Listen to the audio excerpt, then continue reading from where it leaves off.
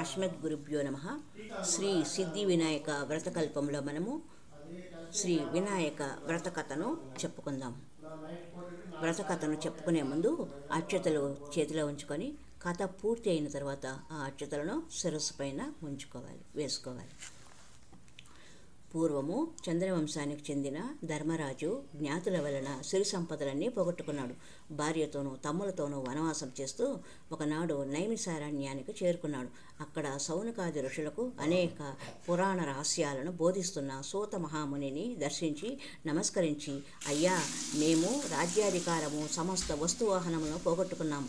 ఈ కష్టాలన్నీ తీరి పూర్వవైభవం పొందేలా ఏదైనా సులభమైన వ్రతాన్ని చెప్పవలసింది అని ప్రార్థించాడు. అంత సూతుడు ధర్మరాజుకు వినాయక వ్రతం చేస్తే కష్టాలు తొలగిపోయి సమస్త సౌఖ్యాలు కలుగుతాయంటూ చెప్పసాగాడు. ఒకసారి కుమారస్వామి పరమశివుని దర్శించి, తండ్రి, మానవులు ఏ వ్రతం చేయడం వలన వంశవృద్ధిని పొంది సమస్త కోరికలు తీరి సకల శుభాలను, విజయాలను, వైభవాలను పొందగలుగుతారో అటువంటి వ్రతాన్ని చెప్పవలసింది అని కోరాడు. అందుకు శివుడు, నాయన, సర్వసంపత్కరము, ఉత్తమము, ఆయుష్ కామార్థ సిద్ధిప్రదము అయిన వినాయక వ్రతము ఒకటి ఉంది. దీనిని భాద్రపద శుద్ధ చవితి నాడు ఆచరించాలి. ఆ రోజు ఉదయమే నిద్రలేచి స్నానం చేసి నిత్య కర్మలు నెరవేర్చుకొని తమ శక్తి మేరకు బంగారంతో కానీ, వెండితో కానీ, లేదా కనీసం మట్టితో కానీ విఘ్నేశ్వరుడి బొమ్మను చేసి తమ ఇంటికి ఉత్తర దిక్కులో బియ్యాన్ని పోసి మండపాన్ని నిర్మించి అష్టదళ పద్మాన్ని ఏర్పరిచి అందులో గణేశుని ప్రతిమను ప్రతిష్ఠించాలి. అనంతరము శ్వేత గంధాక్షతలు, పుష్పాలు, పత్రాలతో పూజించి ధూప దీపాలను, వెలగ, నేరేడు, చెరకు మొదలైన ఫలములను రకములకు 21 చొప్పున నివేదించాలి. నృత్యము, గీతము, వాద్యము, పురాణము, పఠనాదులతో పూజను ముగించి యథాశక్తి వేద విధులైన బ్రాహ్మణులకు దక్షిణ తాంబూలాలను ఇవ్వాలి. బంధుజనంతో కలిసి భక్ష్యభోజ్యాదులతో భోజనం చేయాలి. మరునాడు ఉదయం స్నాన సంధ్యలు పూర్తి చేసుకొని గణపతికి పునఃపూజ చేయాలి. విప్రులను దక్షిణ తాంబూలాలతో తృప్తులను చేయాలి.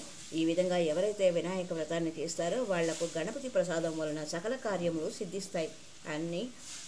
అన్ని వ్రతములలోకి అత్యుత్తమమైన వ్రతము త్రిలోక ప్రసిద్ధమై దేవముని గంధర్వాదుల అందరి చేత ఆచరింపబడినది అని పరమశివుడు కుమారస్వామికి చెప్పాడు. కనుక ధర్మరాజా, నువ్వు కూడా ఈ వ్రతాన్ని ఆచరించినట్లయితే నీ శత్రువులను జయించి సమస్త దుఃఖాలను పొందుతావు. గతంలో విదర్భ యువరాణి దమయంతి ఈ వ్రతం చేయడం వలననే తాను ప్రేమించిన నలమహారాజును పెళ్లాడగలిగింది.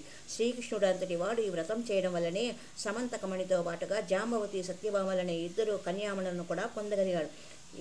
ఆ కథ చెబుతాను విను అంటూ చెప్పసాగాడు. పూర్వకాలమున గజముఖుడైన గజాననుడు అనే రాక్షసుడు ఒకడు శివుని గూర్చి తపస్సు చేశాడు. అతని తపస్సునకు మెచ్చి పరమేశ్వరుడు ప్రత్యక్షమై వరము కోరుకోమన్నాడు. అంత గజాసురుడు పరమేశ్వరుని స్తుతించి, స్వామి, నీవు నా ఉదరమందే నివసించాలని కోరాడు.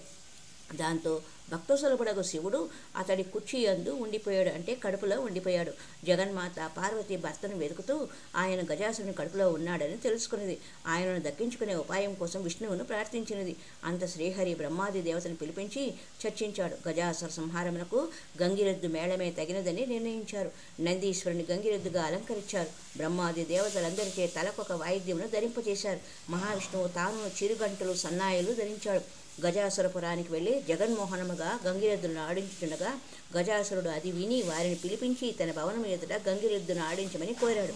బ్రహ్మాది దేవతలు రసరమ్యంగా వాద్యాలను వాయిస్తుండగా జగన్నాటక సూత్రధారియగు ఆ శ్రీహరి చిత్రవిచిత్రంగా గంగిరెద్దును ఆడించాడు. గజాసురుడు పరమానంద భరితుడై, ఏమి కావాలో కోరుకోండి, ఇస్తాను అన్నాడు. అంతటా శ్రీహరి గజాసురుని సమీపించి, ఇది శివుని వాహనమగు నంది శివుని కనుగొనుటకు వచ్చింది, శివుణ్ణి అప్పగించు అని కోరాడు. ఆ మాటలకు గజాసురుడు నివ్వెరపోయాడు. వచ్చినవాడు రాక్షసాంతకుడకు శ్రీహరి అని తెలుసుకున్నాడు. తనకు మరణము నిశ్చయమనుకున్నాడు. తన గర్భంలో ఉన్న పరమేశ్వరుని ఉద్దేశించి, స్వామి, నా శిరస్సు త్రిలోక పూజ్యముగా చేసి నా చర్మము నీవు ధరించు అని ప్రార్థించాడు. తన గర్భంలో శివుడిని తీసుకోవచ్చునని విష్ణుమూర్తికి అంగీకారం తెలియజేశాడు. అంత శ్రీహరి నందిని ప్రేరేపించగా నంది తన కొమ్ములతో గజాసురుని చీల్చి సంహరించాడు.